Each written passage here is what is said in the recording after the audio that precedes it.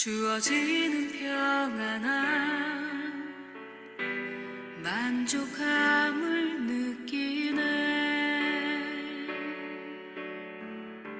사랑과 진리에 한 줄기 빛보네. 내 몸을 감싸며 주어지는 평안함 그 사랑을 느끼네. 부르신 곳에서 나는 예배하네. 어떤 상황에도 나는 예배하네. 부르신 곳에서 나는 예배하네. 어떤 상황에도 나는 예배하네.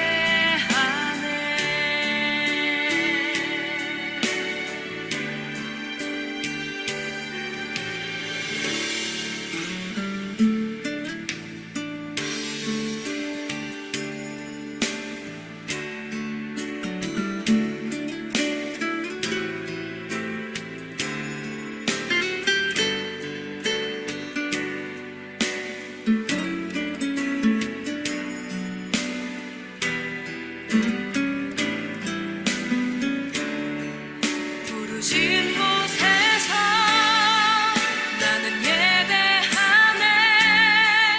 어떤 상황에도 나는 예배하네. 부르신 곳에서 나는 예배하네. 어떤 상황에도 나는 예배하네. 내가 걸어갈 때 길이 되고 살아갈 때 삶이 되는 그곳에서 예배하네. 내가 걸어갈 때 길이 되고 살아갈 때 삶이 되는 그곳에서 예배하네. 부르신 곳에서 나는 예배하네. 어떤 상황에도 나는 예배하네. 부르신 곳에서 나는 예배하네. 어떤 상황에도 나는 예배하네. 부르신 곳에서 나는 예배하네. 어떤 상황에도 나는 예배하네. 부르신 곳에서 나는 예배하네. 어떤 상황에도 나는 예배하네. 어떤 상황에도 나는 예배하네. 어떤 상황에도 나는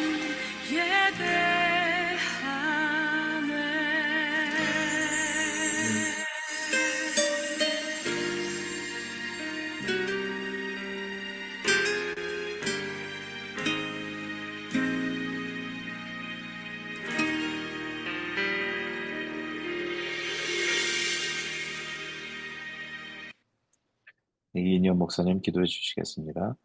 사랑의 하나님, 오늘 우리에게 허락하신 이 시간에 주의 자녀들이 한 마음으로 모여 예배를 드립니다. 온 마음과 온 정성을 다해 드리는 이 예배를 통하여 주님 홀로 영광받아 주시옵소서. 하나님 아버지의 위대하심과 하나님 아버지의 공의로우심과 하나님 아버지의 사랑 많으심이 온 땅에 담대히 선포되게 하여 주시옵소서. 그리하여 세상 곳곳에 있는 구원받을 주의 자녀들이 그 음성을 듣도록 역사하여 주시옵소서. 주여, 우리는 하나님을 믿는다고 하면서도 일상의 고단함과 두려움으로 사람들과의 관계에서 오는 실망과 분노함으로, 앞날에 대한 걱정과 근심으로 좌절하며 평안하지 못할 때 너무나 많습니다. 그러나 주님, 우리에게 진리의 말씀을 주셔서 성령의 도우심으로 그 말씀을 깨우치고 믿어서 일상의 고단함은 값진 하루하루로, 관계에서 오는 실망과 분노는 사랑으로 그리고 긍휼함으로, 앞날에 대한 걱정과 근심은 하나님의 섭리에 대한 신뢰로 그렇게 주의 자녀답게 굳게 세워 주시옵소서. 또한 우리 좋은 친구 교회에는 육신의 연약함으로 불편을 겪는 성도들이 있습니다. 주여 그들의 불편함을 주께서 위로하여 주시고 연약함이 오히려 하나님을 더욱 강하게 붙드는 기회 되게 하여 주시옵소서. 사랑이 많으신 하나님 아버지, 우리가 하나님의 사랑을 닮아 세상을 위해 기도하게 하여 주시옵소서. 세상은 점점 끝을 모르고 악해져 가고 전쟁과 마약과 폭력이 멈추지 않고 있습니다. 자신의 이익을 위해 무고한 이웃을 해치는 일이 넘쳐나고 있습니다. 온 세상은 점점 뜨거워져서 여러 곳에서 폭염으로 홍수로 질병과 기근으로 너무 많은 이들이 아깝고 귀한 생명을 잃고 있습니다. 주님 우리에게 긍휼을 베푸사 이 고통의 물결을 감하여 주시옵소서. 깨어있는 주님의 자녀들이 하나님의 사랑 안에서 세상의 악함과 싸워 이기게 하시고 악한 자가 부끄러워 고개를 숙이는 정의로운 세상을 허락하여 주시옵소서. 또한 하나님, 우리 좋은 친구 교회가 더욱더 진리 위에 굳게 서서 하나님의 말씀을 바르게 선포하게 하시고 올바른 교회의 모습으로 바르게 성장하게 하시며 몸을 이룬 모든 성도들이 예배와 친교를 통하여 더욱더 굳건한 믿음 갖게 하셔서 그 믿음이 장성하게 자라나게 하셔서 세상 속에서도 빛과 소금의 역할 모두 감당할 수 있도록 하여 주시옵소서. 오늘 말씀을 선포하시는 주의 종 이용표 목사님의 영과 육을 붙드사 하나님의 말씀을 전할 때 성령의 힘으로 전하게 하시며 듣는 모든 이들의 영안을 깨우는 놀라운 선포의 시간 되게 하여 주시옵소서. 또한 교회의 여러 가지 일을 맡으신 지체들과 구제 사업을 위하여 힘쓰는 모든 이들도 기억하사 주님께서 그들의 수고함을 기쁘게 받아주시고 은혜의 상급을 잊지 말아 주시옵소서. 이 모든 말씀 우리 주 예수 그리스도의 이름으로 기도합나이다. 아멘. 네, 오늘 함께 나눌 말씀은 사도행전 2장 36절, 37절 말씀입니다. 우리 함께 읽어보도록 하겠습니다. 그런즉 이스라엘 온 집은 확실히 알지니 너희가 십자가에 못 박은 이 예수를 하나님이 주와 그리스도가 되게 하셨느니라 하니라. 그들이 이 말을 듣고 마음에 찔려 베드로와 다른 사도들에게 물어 이르되 형제들아 우리가 어찌할꼬 하거늘. 네, 오늘은 이용표 목사님께서 우리가 어찌할꼬라는 제목으로 말씀 전해주시겠습니다. 지난 시간에는 소일의문답 제31문답을 나누기 전에 제31문답을 읽어보고 제31문답을 나누기 전에 구원의 서정에 대해서 살펴보았었지요. 구원의 서정을 다른 말로는 구원의 획득 또는 구원의 방법 또는 구원의 수단 등으로 표현이 되기도 한다고 말씀드렸었는데요. 구원의 서정이란 불신자가 구원을 받을 때 일어나는 논리적인 단계, 시간적인 순서는 아니고요. 논리적인 단계 또는 순서라고 말할 수 있겠습니다. 지난 시간에 나눈 것을 잠시 복습하자면 그 단계를 10개로 나누어 말씀드렸었지요. 너무 많아서 다 기억 못하실 텐데 한번 떠올려 볼까요? 시작은 하나님의 예정이었습니다. 첫 번째가 예정이고요. 그리고 마지막은 구원의 완성으로 성도들이 누리게 될 영화였죠. 그러니까 예정으로 시작해서 영화로 끝납니다. 이 구원의 서정이. 그 중간에 8단계가 들어가죠. 4개씩 나누어서 보면 앞에 네 부분은 소중회신, 소중회신. 소는 부르심의 소명, 그 다음에 중은 다시 태어난다라는 중생이고요. 거듭난다라고 하는 걸 의미하죠. 그 다음에 회는 죄를 씻는 회개 또는 회심, 그리고 신은 하나님을 경배의 대상으로 삼는 신앙, 곧 믿음의 단계를 말합니다.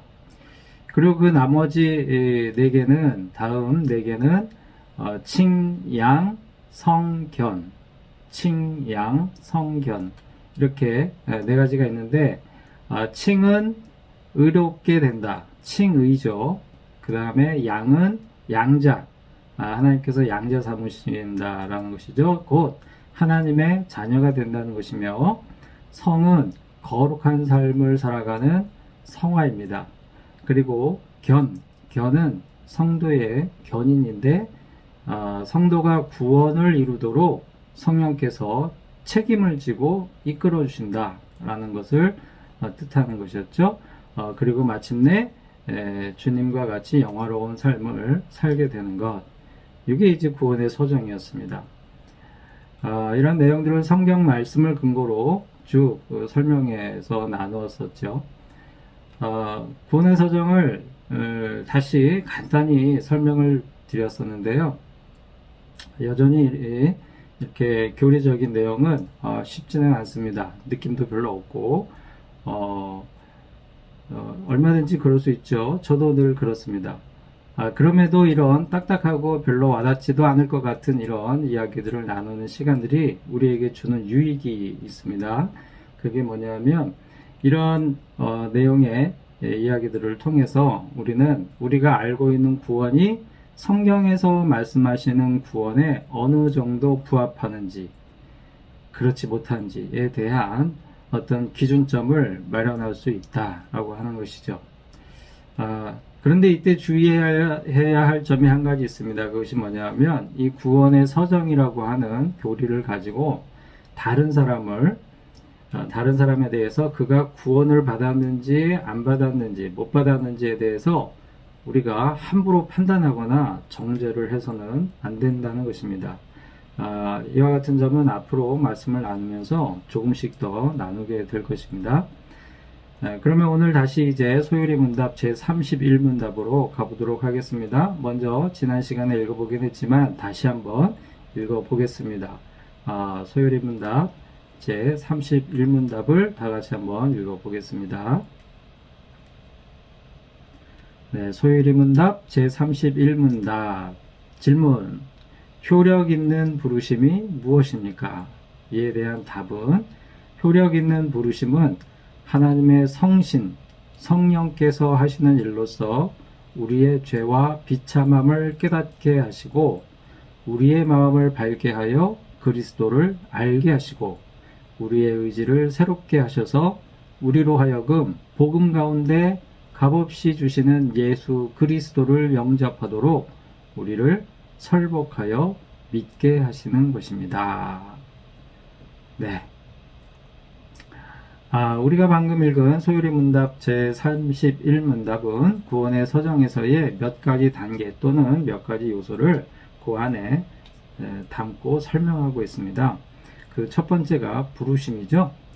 우리는 앞서 성부 하나님은 구원을 계획하시고, 그러니까 성부 성자 삼위일체 하나님이 계신데, 성부 하나님은 구원을 계획하셨고요, 성자 하나님은 그 구원을 성취하셨습니다. 그리고 성령 하나님은 이제 마침내 그 구원이 각 성도들에게 적용이 되도록 하시는 그 사역을 하신다라는 것을 나누었던 적이 있죠. 성령님께서 구원이 각 성도들에게 적용되도록 하시는 사역 중에 첫 번째로 이루시는 단계가 바로 이 부르심입니다. 다른 말로 소명이죠. 콜링. 앞에서 이 소요리 문답 제30문답을 다루면서 이 부르심을 다룬 적이 있었는데, 이 부르심에는 외적인 부르심과 내적인 부르심이 있다라고 말씀드렸었죠. 그런데 이제 실제 구원에 이르게 하는 내적 부르심을 받도록 만드는 외적 부르심을 다루면서 우리가 전도에 대해서 나누었던 적이 있습니다. 오늘은 성령님의 내적 부르심에 대해 나누고 있는 것이죠. 그러니까 그런데 오늘 질문을 보니까 이 내적 부르심 앞에 수식어가 하나 붙어 있습니다. 그게 뭐냐 하면 바로 효력 있는 부르심, 효력 있는 부르심, 이렇게 표현이 되어 있죠. 소일의문답 제31문답의 질문을 다시 보면 효력 있는 부르심이 무엇입니까? 이렇게 묻고 있습니다. 효력 있는 부르심이다. 그러니까 그냥 부르심이 아니라 효력이 있는 부르심이다. 이렇게 나오고 있다는 것인데요. 이 효력 있는 이라고 하는 이 단어가 의미하는 바는 무엇일까요? 이 단어가 의미하는 바는 성령님의 부르심에는 특별한 점이 있다는 것을 설명하는 것입니다. 그게 뭐냐면 성령님이 한 번 부르시면 그 부르심은 그 대상이 반드시 구원을 받게 만드는 힘이 있는 부르심이라는 점입니다. 그러니까 성령님께서 한번 구원하기로 부르신 사람은 결코 그 구원을 잃어버리지 않는다는 것이죠. 요한복음 10장 27절에서 28절에 이런 말씀이 나옵니다. 요한복음 10장 27절에서 28절 말씀에 제가 한번 읽어보겠습니다. 내 양은 내 음성을 들으며, 이 예수님이 하시는 말씀이에요. 내 양은 내 음성을 들으며 나는 그들을 알며 그들은 나를 따르느니라. 내가 그들에게 영생을 주노니 영원히 멸망하지 아니할 것이요 또 그들을 내 손에서 빼앗을 자가 없느니라.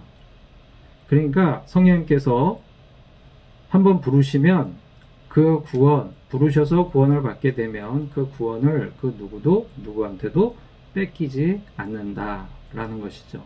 그만한 효력이 있는 부르심이다 라는 말씀인 것입니다.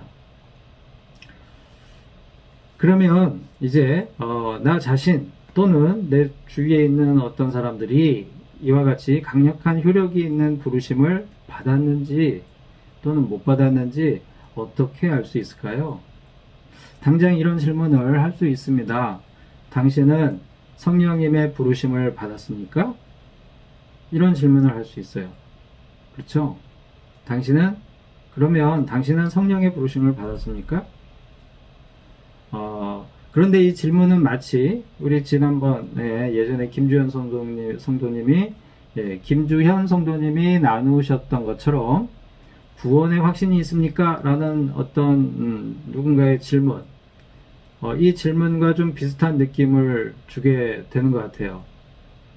당신은 성령의 부르심을 받았습니까? 이렇게 묻는다면 그렇지 않은가요? 이런 식의 질문은 자칫 상대방을 정죄하는 질문이 될 수 있으므로 조심해야 할 것 같습니다. 그래서 저는 오늘 이런 질문보다는 이 부르심에 관하여 좀 다른 질문들을 하면서 이 문제를 다루면 좋겠다는 생각을 했습니다. 예를 들어서 이런 질문들이 있을 수 있을 것 같습니다. 질문을 좀 바꿔서 부르심에 대한 질문을 바꿔서 해본다면 이런 질문들을 할 수 있을 것 같아요.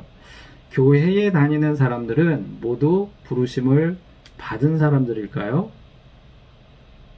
기존 교회에 다니는 사람들은 모두 부르심을 받은 사람들일까요? 일단 이건 아닐 것 같아요.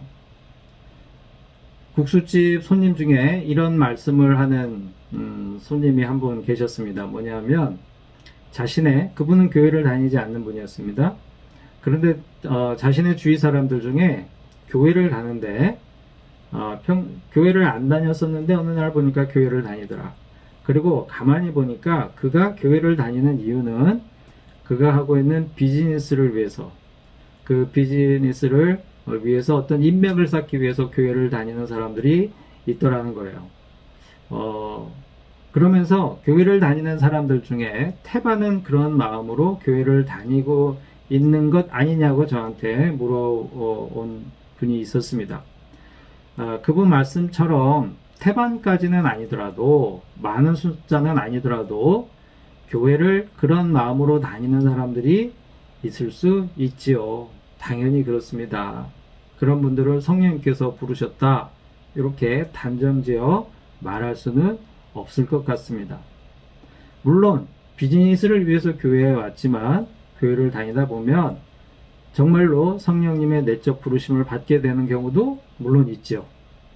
얼마든지 그럴 수 있죠. 하지만 교회에 다니는 사람들은 모두 다 부르심을 받은 사람들이다 라고 말할 수는 없습니다. 그러면 또 이런 질문을 해볼 수 있을 것 같아요. 그러면 자신이 부르심을 받았다라고 스스로 믿는 사람들, 자신이 나는 부르심을 받았어, 나는 성령님의 내적인 부르심을, 효력 있는 부르심을 받았기 때문에 나는 구원받았어 라고 확신하는 그런 사람들은 모두 그 부르심을 받은 사람들일까요?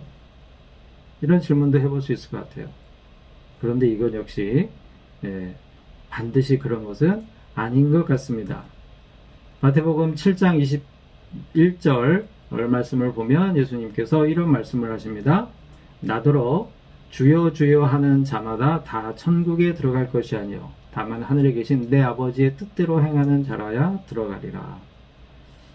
주님을 일컬어 자신의 주님이다, 주여 주여 하는 자마다, 스스로 그렇게 고백하고 외치는 자마다 그들이 그렇게 한다고 해서 무조건 천국에 들어가는 것이 아니다, 무조건 부르심을 받은 사람들이 아니다 라고 예수님이 분명하게 말씀하시고 있는 거죠.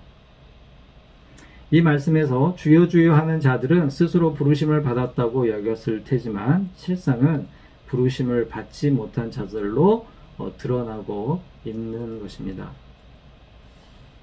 이 예수님의 이 비유의 말씀과 같이 스스로 부르심을 받았다고 여기지만 마태복음 22장 29절 말씀에 보면 거기에 나오는 사두개인들처럼 성경도 하나님의 능력도 알지 못하는 거로 오해하였도다라는 예수님의 말씀을 듣죠. 사두개인들이. 그와 같은 말씀을 듣게 되는 사람들이 지금 교회 안에도 있을 수 있다는 것이죠. 성경도 오해하고 하나님도 오해하고 자기 멋대로 구원에 대해서 이야기하고 자기 멋대로 성령 사역을 해석하고 이야기하는 사람들이 있을 수 있다는 겁니다. 오늘날에도 이런 사람들이 있을 수 있다는 거죠. 교회 다니는 사람들 중에 자신은 부르심을 받았다, 구원을 받았다고 여기지만 사실은 그렇지 못한 사람들이 얼마든지 있을 수 있다는 사실. 그 다음으로 지금 교회 다니고 있지 않은 사람들이 있습니다. 소위 가난한 성도들인데요. 교회를 다니다가 지금은 교회를 다니고 있지 않은 분들. 그들이 교회를 다니고 있지 않으니까 그러면 결과적으로 그들은 부르심을 받지 못한 사람들일까? 우리가 이런 것도 생각해 보고 질문을 해볼 수 있을 것 같아요. 예전에 교회를 열심히 다녔지만 지금은 교회를 다니고 있지 않으면서 결과적으로 부르심을 받지 못한 사람들이 되는 것일까?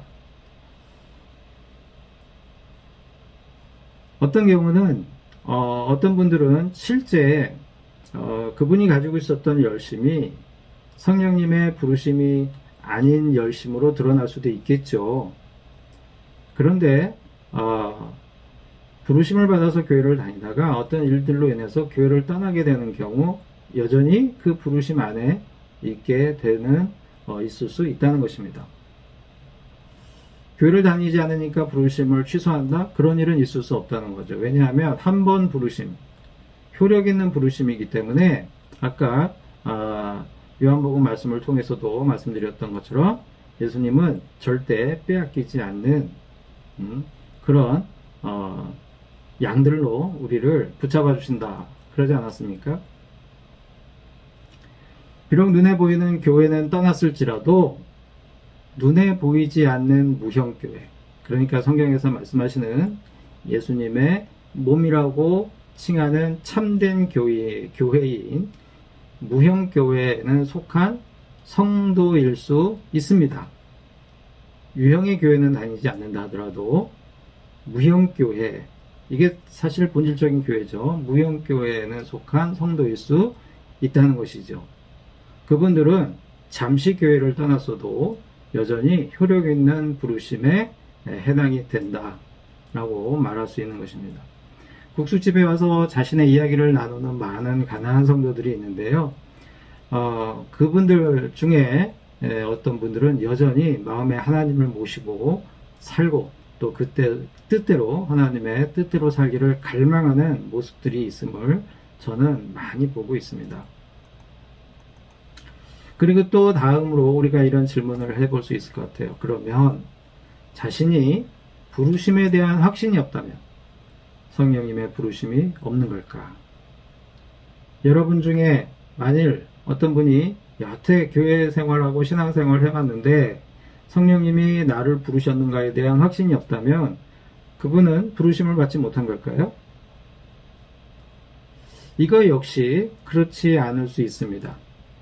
흔히 부르심이라면 어떤 신비한 체험이나 확고한 깨달음이 있어서 누군가 질문을 할 때 네, 저는 부르심에 대한 확신이 있습니다. 그것을 그러면서 그것을 막 어떤 체험이나 깨달음, 자신이 경험했던 걸 가지고 막 설명을 할 수 있어야만 하는 것으로 생각하는 그런 경우가 더러 있는 것 같은데 부르심은 반드시 그렇지는 않다는 겁니다. 우리가 믿음을 갖는 경우를 생각을 해보면요, 어떤 이들은 병고침이라든지 특별한 기도 응답 등을 통해서 확실한 체험으로 믿음을 갖기도 하지만 어떤 분들은 오랜 세월 신앙생활을 하면서 조금씩 믿음이 자연스럽게 자라나는 경우도 있습니다. 많습니다. 우리 모태신앙을 가지고 있는 분들이 대부분 여기에 해당이 될 수 있지요.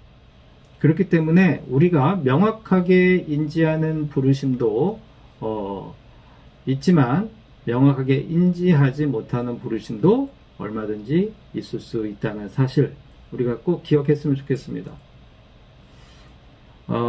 구원의 서정에 있어서 아까 말씀드렸던 10가지 요소가 있었잖아요. 10가지 이 순서가 있었잖아요.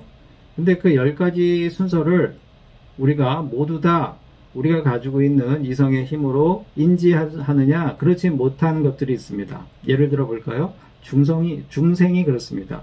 다시 태어나, 거듭남, 내가 어느 날, 어느 시간에 다시 태어났다라고 이야기하는 방식으로 우리가 체험하나요? 그렇지 않습니다. 우리가 인지하지 못하죠. 또 그뿐만이 아니죠. 중생뿐 아니라 칭의 의롭게 되는 것도 하나님께서 우리를 의롭게 너는 이제 죄를 다 씻었고 너의 의가 너는 의로운 자가 되었다라고 하는 선언하심이 우리가 인식하는 방식으로 이루어집니까? 그렇지 않아요. 하나님의 자녀가 되는 것도 그렇고요. 또 성령님께서 이끄시는 견인의 과정도 우리가 매 순간 인식하고 인지할 수 있는 그런 구원의 서정이 아니다라고 하는 것입니다. 마찬가지로 부르심도 우리가 다 인지할 수 있는 게 아니라는 것이죠. 그렇다면 우리가 스스로 확신하지 못한다 하더라도 성령님의 효력 있는 부르심 안에 우리가 있을 수 있다는 것이죠.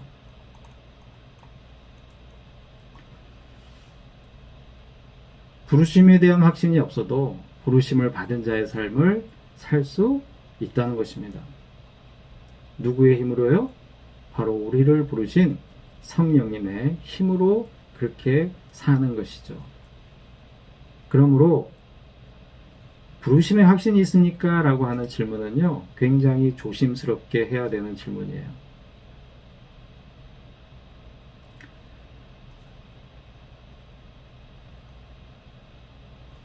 그런데 이 부르심을 받았다라고 하는 점에 대해서 우리가 확신을 갖지 못할 수는 있지만 때문에 우리가 함부로 다른 사람을 판단해서도 안 되겠지만 그런데 어떤 것이다 라고 하는 느낌, 어떤 짐작은 해볼 수 있습니다. 힌트는 우리가 가져볼 수 있습니다. 어떻게? 그것이 소요리 문답 제31문답이 우리에게 그것을 가르쳐주고 있는 것이죠. 소요리 문답 제31문답을 다시 한번 읽어보겠습니다. 답에 효력 있는 부르심은 이라고 하면서 하시는 설명들이 쭉 있는데요. 제가 다시 한번 읽어볼게요. 하나님의 성신, 성령께서 하시는 일로서 효력 있는 부르심은 화면을 띄워주셨네요. 감사합니다. 우리 같이 한번 보면 좋겠습니다. 효력 있는 부르심은 하나님의 성신, 성령께서 하시는 일이다. 우리의 능력으로 되는 게 아닙니다. 성령께서 하시는 일입니다. 자, 하시는 일로서 우리의 죄와 비참함을 깨닫게 하신대요. 우리의 죄와 비참함을 깨닫게 하신다.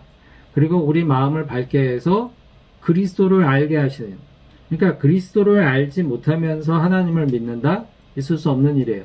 그리스도를 알지 못하면서 효력 있는 부르심을 받았다? 이렇게는 얘기할 수 없다는 거죠. 그러니까 구원이라고 하는 것은 그리스도를 통해서만 이루어질 수 있다는 것을 성경이 분명히 밝히고 있기 때문에 소요리 문답에서 이렇게 우리에게 알려주고 있는 겁니다. 또 우리의 의지를 새롭게 하십니다. 내적인 변화, 이런 거는 우리가 인지할 수 있죠. 그리고 우리로 하여금 복음 가운데 값없이 주시는 예수 그리스도를 영접하도록 우리를 설복하여 믿게 하는 것. 자, 이런 것들을 가지고 이런 것들이 있을 때 나는 부르심을 받았구나, 이렇게 판단해 볼 수 있다는 거죠. 뭐 여러 가지가 나오는데 시간도 그렇고요. 저는 한 가지만 같이 나눠 봤으면 좋겠습니다. 그게 뭐냐면 가장 먼저 설명하고 있는 죄와 비참함을 깨닫게 하신다. 그러니까 효력 있는 부르심을 받으면 죄와 비참함을 깨닫게 하신다, 이 점이에요. 성령님의 부르심을 받는 사람의 마음 상태가 있습니다. 그게 뭐냐면 인생의 비참함을 깨닫고 그 비참함의 원인이 죄에 있다는 깨달음을 얻는다는 것이죠. 지난 시간에 이 비참함에 대해서 잠시 나누었었습니다. 이 비참함을 깨닫는 것은 어떤 것을 말하는 것일까? 그렇다면 이제 또 우리가 생각해 볼 수 있는 게 이 죄와 비참함을 깨닫는다는 것은 어떤 것일까? 만일 죄와 비참함을 여기서 나오는 이 단어가 주는 이미지대로 느끼지 못하고 있다면 이 역시 부르심을 받지 못한 것일까? 너무 빠르게 그렇게 판단할 수 없는 것 같아요. 이 점 역시. 그러면 어떤 것을 죄와 비참함을 깨닫는 상태라고 이야기할 수 있을까? 이거는 이제 저의 생각입니다. 생각해 보건대 자신의 고통과 아픔 또는 타인의 고통과 아픔을 보면서 절망감을 느끼는 것 아닌가, 이런 생각을 해봅니다. 이 타인이라고 할 때는 온 세상 만물, 자연계도 포함이 될 수 있죠. 절망감이란 뭐냐 그러면 그거는 이 고통과 슬픔을 보면서 그것들을 해결하고 싶은데 자신에게 해결할 힘이 없는 것을 깨닫고 슬퍼하는 것입니다. 내가 겪는 이 고통과 슬픔을 깨닫고 느끼는데 이것을 해결하고 싶은 마음 당연히 있겠죠. 그런데 해결할 능력이 내게 없다는 것. 그게 비참한 것이죠. 그것을 보고 슬퍼하는 것. 누군가 내 주변에 있는 사람 또는 멀리 있는 사람들의 고통을 보면서 그것을 해결하고 도와주고 싶은데 그 힘이 나에게 없다는 것, 그 힘이 우리 인간에게 없다는 것을 깨닫고 슬퍼하는 것이에요. 그런 마음이 있다면 그게 바로 비참함을 깨닫는 것이죠. 잠시 고통과 아픔을 멈출 수는 있지만 이 고통이 영원히 반복되는 것을 인간의 힘으로는 막을 수 없음에 슬퍼하는 마음, 그게 비참함을 느끼는 거 아닌가, 이런 생각을 해봅니다. 그런데 사람들은 그런 상황을 보게 되면, 직면하게 되면 그거에 대해서 해석하게 되겠죠. 당연히 이 고통이 어디서 왔는가, 원인이 무엇인가, 해결책은 있을까. 그런데 그러한 상황을, 이 비참함의 현상을 해석을 할 때 인간도 그리고 자연도 바로 하나님으로부터 분리된 존재로 살아가기 때문에 이 비참함을 겪는다라는 그러한 깨달음에 이르는 마음이 있다면, 즉 그 분리됨의 근본 원인이 바로 죄인 것인데 이 죄 때문에 하나님으로부터 분리돼서 우리가 이런 비참함을 겪고 있다라는 것을 깨닫는 마음이 있다면 이게 바로 성령님의 부르심이다 라고 하는 것입니다. 꼭 죄와 비참함이라는 표현을 하지 않더라도 우리 마음 상태를 그렇게 표현할 수 있다면, 우리가 해결할 수 없는 인생의 고통과 아픔이 있는데 이것을 해결해 줄 수 있는 분은 하나님이구나 라고 하는 것을 깨닫는 것. 그게 성령님의 효력 있는 부르심을 받은 사람들의 마음이라는 것이죠. 그런 마음이 바로 예수님께서 마태복음에서 팔복을 말씀하실 때 제일 처음 언급하신 심령이 가난한 자의 마음일 것입니다. 심령이 가난한 자, 또 애통하는 자의 마음일 것입니다. 그런데 또 한편 이 역시 죄와 비참함으로 인식되지 않을 수 있다는 거, 우리 이거 알아야 돼요. 죄와 비참함을 깨닫는다라고 하는 것을 조금 다르게 표현하자면, 비참함을 깨닫는 것은 자신의 힘으로 해결할 수 없는 삶의 문제가 있음을 인식하는 것이고요. 그리고 죄를 깨닫는 것은 그 문제를 하나님께 맡기려는 마음이 있는 것, 이렇게 표현할 수도 있다는 것이죠. 삶을 살면서 하나님을 의지하고자 하는 마음, 그렇게 하나님께 돌아가고 싶어하는 마음이 있다면 그것이 바로 자신의 죄를 깨닫는 마음이 되는 것입니다. 바로 집 나간 탕자가 자신의 것을 다 싸가지고 아버지를 떠났던 탕자가 이제는 굶어 죽게 되었는데 그 상황을 해결할 힘이 자신에게 없음을 깨닫고 아버지에게 돌아가면 살 수 있다는 생각을 하고 돌아가기로 마음을 먹는 것과 같은 그런 마음이라는 것이죠. 오늘 읽은 본문 말씀에 나오는 유대인들의 마음도 같은 마음입니다.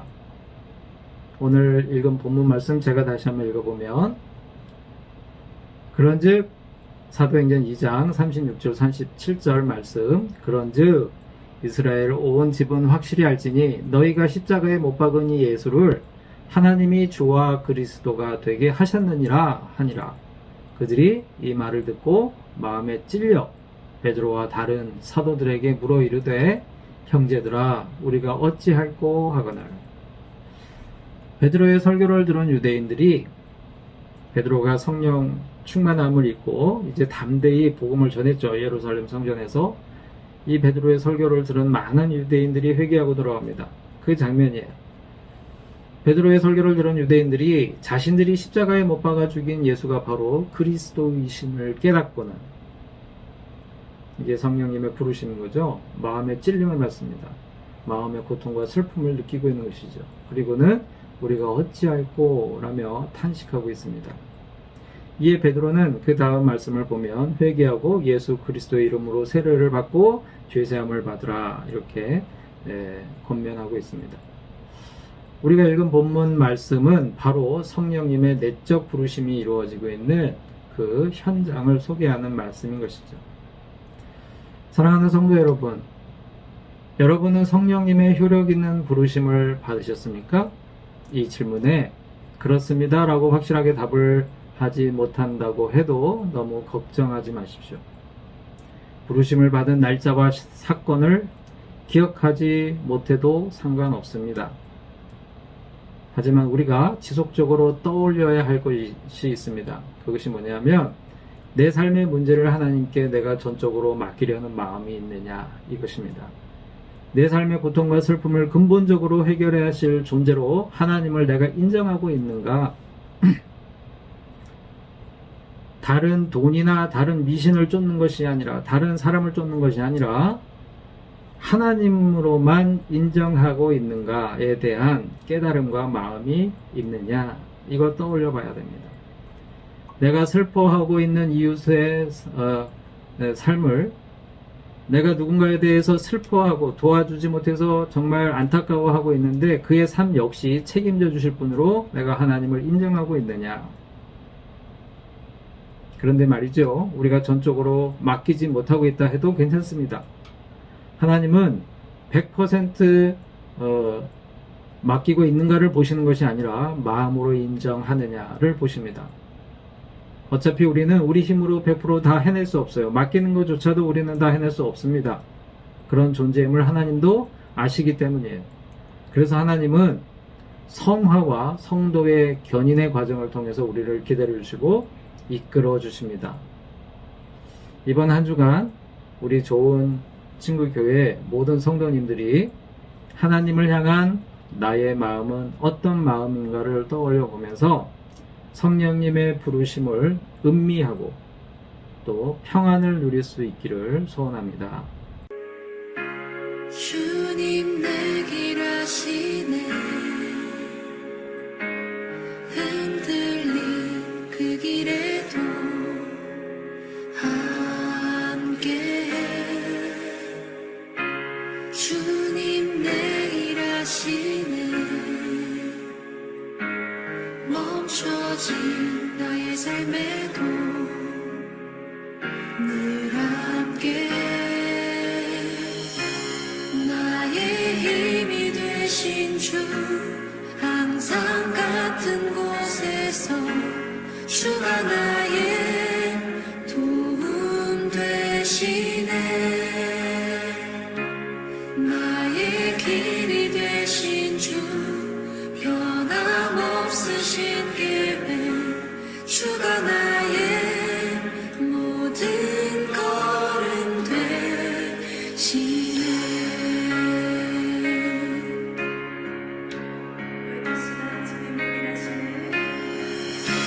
주님 내 길 아시네 흔들린 그 길에도 함께해 주님 매일 하시네 멈춰진 나의 삶에도 늘 함께 나의 힘이 되신 주 항상 같은 곳에서 주가 나의 도움 되시네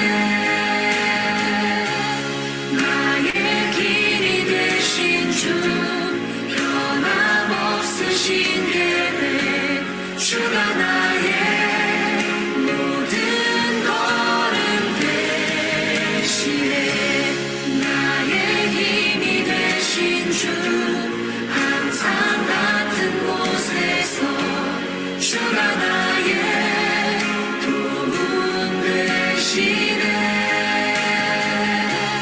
나의 길이 되신 주 변함없으신 계획 주가 나의 모든 걸음 되시네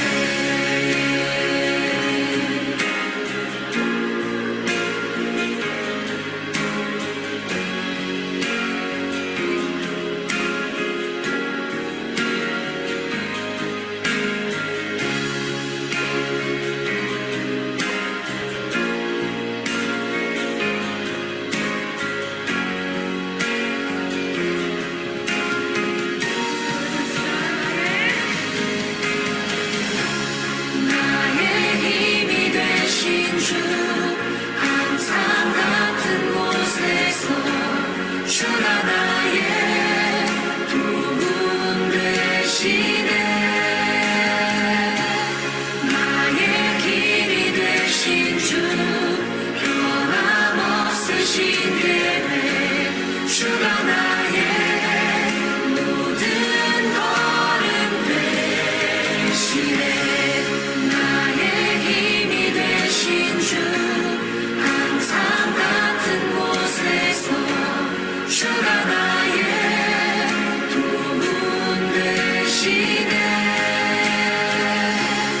나의 길이 되신 주 변함없으신 계획 주가 나의 모든 걸음 되시네 나의 힘이 되신 주 항상 같은 곳에서 주가 나의 도움 되시네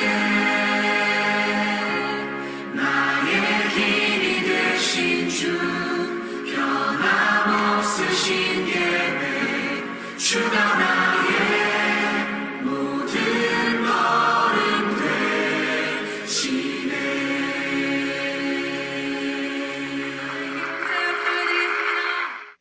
이용표 목사님 축도해 주시겠습니다.